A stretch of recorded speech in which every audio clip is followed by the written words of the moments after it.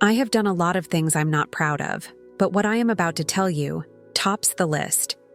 It is sad thinking about the deceit, the betrayal, and the false face I have to put up every day.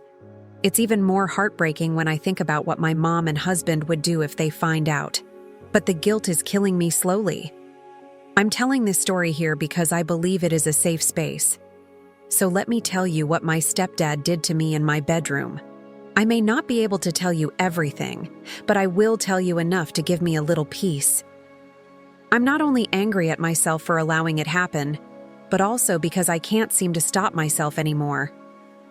I read somewhere that love is trust and sacrifice. I really did not know what that meant until my stepdad happened to me. I have not always been like this, a pile of messy emotions. Time made me this way. Time and the many secrets I have to hide, and the burden of guilt I have to carry. My name is Regina. I was named after my paternal grandmother who died the same day I was born. My dad and his brothers, being very strict spiritualists, believed I'm a reincarnation of the woman. These people practically worshipped me. My dad never called me by my name till he died. He called me Mama. So did his siblings. My mom was the stark opposite of my dad. She did not care for their spiritual nonsense. She only allowed my dad to name me after my grandmother because my grandma was a wonderful person. I had a wonderful family, a dad that loved me, uncles and aunties that adored me, and a mother that was the center of my world. Sadly, not all good things are meant to be forever. I lost my dad in a car accident when I was 10, and my life changed forever. Losing a parent takes a different toll on you, especially at a very young age. You begin to see the other side of life, and that messes you up. My loving uncles and aunties that were supposed to take me in and love me like my dad loved them accused my mom of killing their brother. They even went as far as saying that I was not their brother's child. We were thrown out of the house, and all my father's properties were taken from us. I have not told anybody this story before, not even my husband, Jason. This story is part of a past I don't like remembering, but I have to remember it now.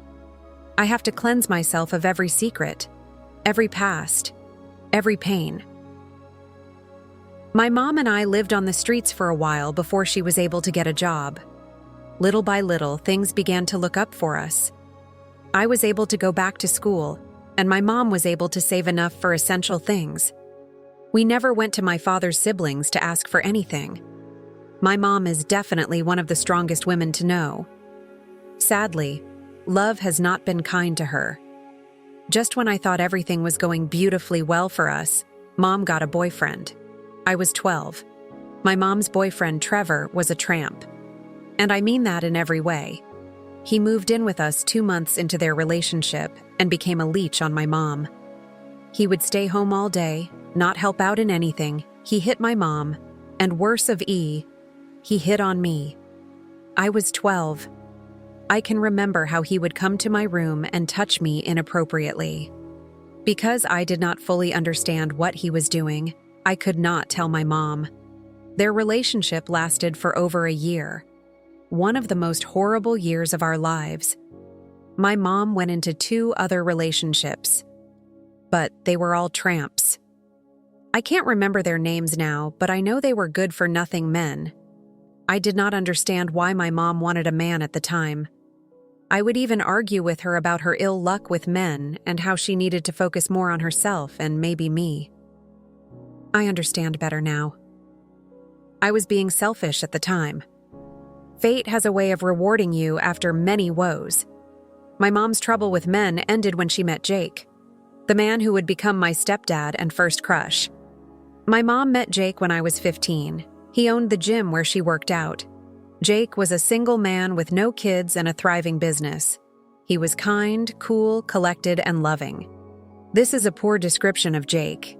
I mean, this man was handsome, tall, very smart, and an absolute ladies' man.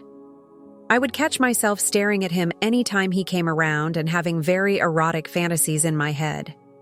Jake was life's way of rewarding her after her many struggles with very wrong partners. A very handsome reward, I would add. I had a crush on the man the first day I saw him. The first day my mom introduced him to me as her boyfriend. I did not care to know the kind of person he was. He was all my 15-year-old mind wanted. And his voice? A hush baritone capable of making your rivers run. I knew I could not have him. I would not do that to my mom, but I hoped to have someone like him. Or maybe have him in my bed just once. Mom and Jake's relationship grew magically. I thought they were going to stay dating, until my mom came home flashing one of the most ethereal rings I had seen. Jake had proposed. At first I thought it was too fast, given that they had only been dating for about 5 months. But I came around soon. My mom was happy for the first time in a long time, and I got to have a father around. From being skeptical, I became very excited. Jake and my mom got married a month after, and things took a huge turn for us. Jake became the light of the house. The man loved my mom and I so much, he showed it in every way he could. We became very close over time, so close that I forgot he was my stepdad. I started opening up about my boyfriend problems and all that, and I must confess, he gave me very solid advice. We were a family again, but, well, this did not last. And it was not because of Jake, it was me. I became too clingy with Jake. At first it was cute, but as it continued, my mom did not like it. It was as if we were in a silent war for Jake's affection. Although my mom knew she came first, she still wanted Jake to show it every time. I did not like that she came first.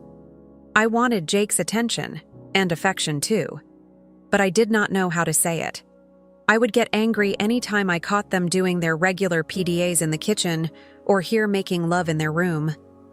I knew this should not be the case, but I could not get my mind off Jake. I knew he was my stepdad, and that my mom deserved all the love he's showering her with. But I wanted him. And that was all I knew. What I felt for my Jake and my mom grew from mild jealousy into full hate. I don't know why, but I did not like that they were happy. I did not show this hate, though. I had grown very good at hiding it. My stepdad and my mom continued to show their love for each other, and I kept grumbling and screaming inside. Well, I was 16, buzzing with hormones, and I did not have it good with boys, too. Jake was the only man I could have a sensible conversation with. He was so soft-spoken, and his voice was soothing. I'm sure you see why I wanted him all to myself.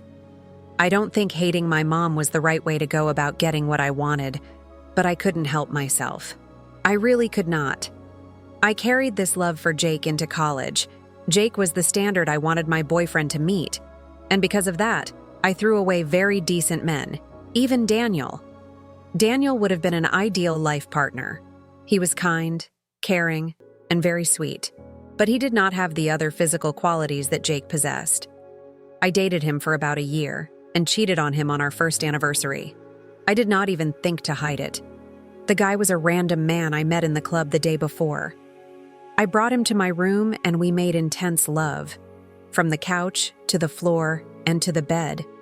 It was the kind of thing I do when I want to let go of men that genuinely loved me. Daniel found us in bed the next day, dropped the gift he bought for me, and left. I felt sad, doing what I did to Daniel, but I needed to let him go. He did not meet my standards of an ideal man, and I was not prepared to settle for less. Well, shortly after I ditched Daniel, Jason, the man of my dreams, came along. Jason was everything I wanted in a man. He ticked all my boxes. He was tall, big, just like Jake, dark, and very handsome. Don't get me started on his voice, but that's not all. Jason was kind, caring, and very affectionate. I knew he was the one the first day I met him. I have not had a doubt since then. I met Jason in my final year in college. He was a graduate student. We started dating almost immediately, and it was beautiful. I loved to think of Jason as my dream come true, because he was. He made me feel like I was the only girl in the world. The way he showers me with love and affection is second to none, not even Jake. I was so rest assured that I had found the one, and so eager to show him to my parents. And he was eager to meet my parents too. It was like we were destined for each other, one of those matches made in heaven. Sometimes I would look at Jason and smile. I still do it. He made me feel a kind of peace I didn't know existed. Well, if Jason made you feel the way you feel, then why did you have to do what you did? You would ask. The answer is, I don't know. I couldn't help it. I can't help myself, truly. My affair with my stepdad began the day they met Jason. My mom was happy, very happy even. But my stepdad was not. Although he tried to hide it, he could not. I noticed a change in the way he talked, the little wrinkles on his brow, and how quiet he was during dinner. I remember Jason became the life of the house that day. He made jokes, told us about his past, made jokes about the struggles he had as a child, and how he was able to overcome bullies. But Jake did not say anything. Except for a couple of snide remarks he made here and there, he did not say anything. I did not know what was happening or why he acted the way he did. My mom even noticed, and after dinner and Jake had gone to his study, made up a very flimsy excuse for his behavior. I did not know what was happening. Although I suspected he was jealous, why would he be? He had my mom. He could not have us both. And I don't think I felt anything romantic for him anymore.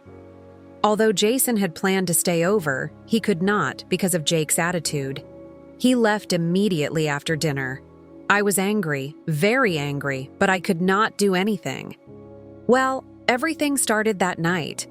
I can't remember how my stepdad got into my room that night. All I can remember was that I was in the bathroom and I heard the door open. I thought I locked it, but apparently I did not. I called out to know who was there, and it was Jake that responded. Maybe he had come to apologize for the way he acted at dinner. I hurried up my bath and came out of the bathroom, dripping a little, and dabbing my skin with my towel. I was so engrossed in cleaning up that I did not notice that Jake wore only his boxer briefs. No shirt. By the time I noticed, I could not contain myself. I could not even concentrate on what he was saying. My mind, my soul, and every cell in my body was fixed on his bulging rod. I think he was saying something about him looking out for me, asking if I loved Jason and why I loved him. He spoke for about 15 minutes and stopped talking, expecting me to say something. I was lost for about 30 seconds.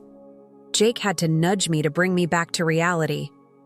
Looking back, I believe Jake knew what he was doing.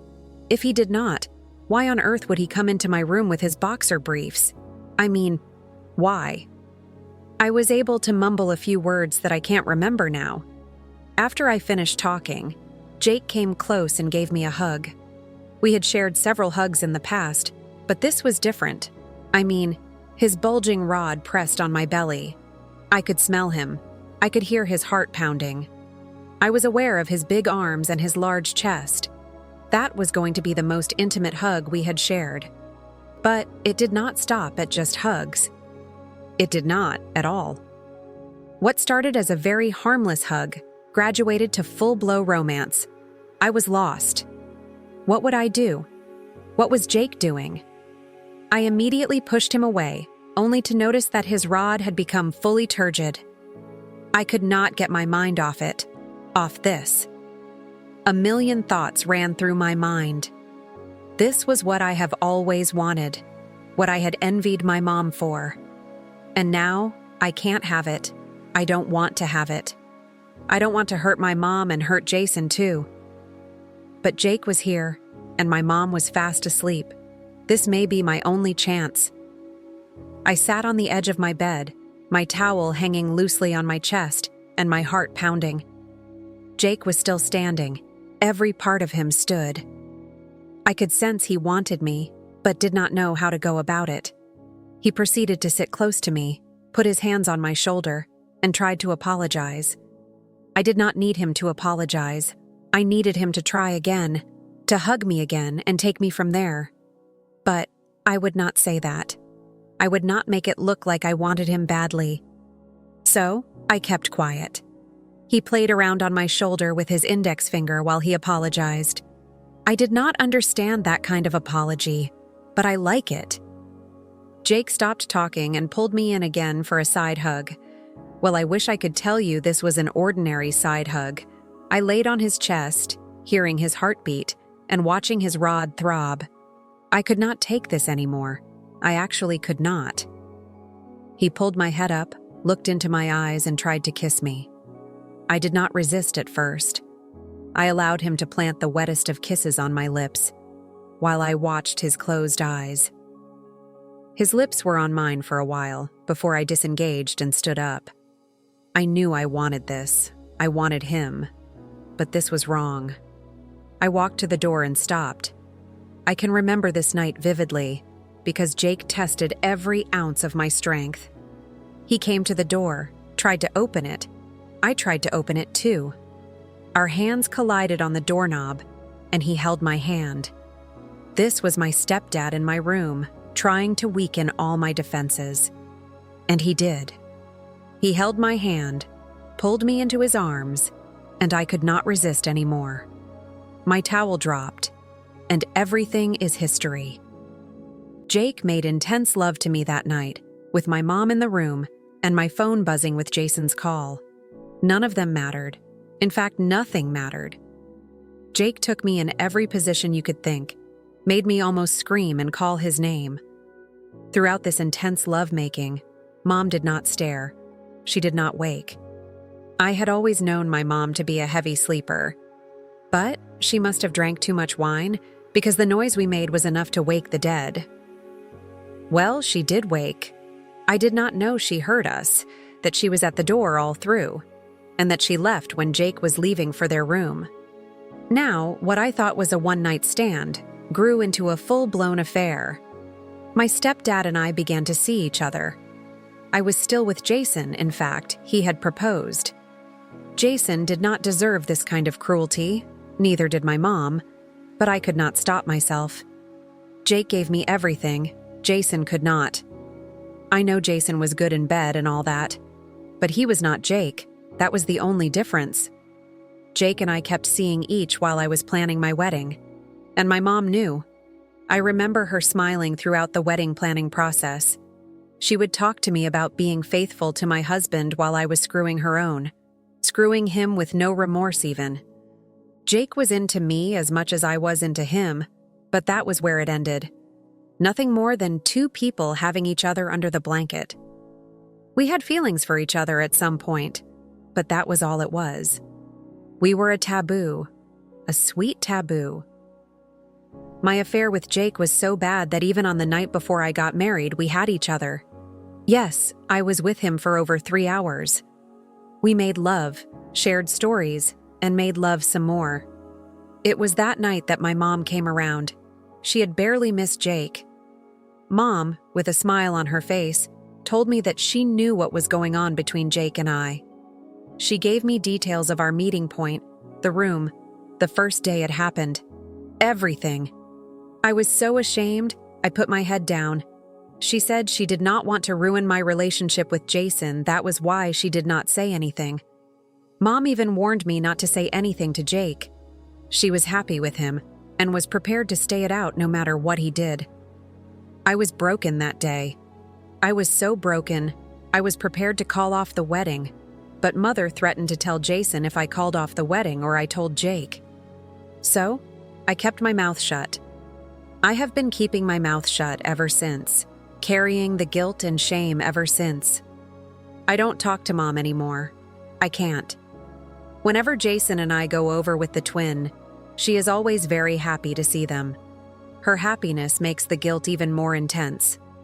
Mom knew everything, including the fact my stepdad is the biological father of my twins, but she would not say anything. She was happy and would not want to change that. If you want to see more infidelity stories, then click on the video you see now on your screen.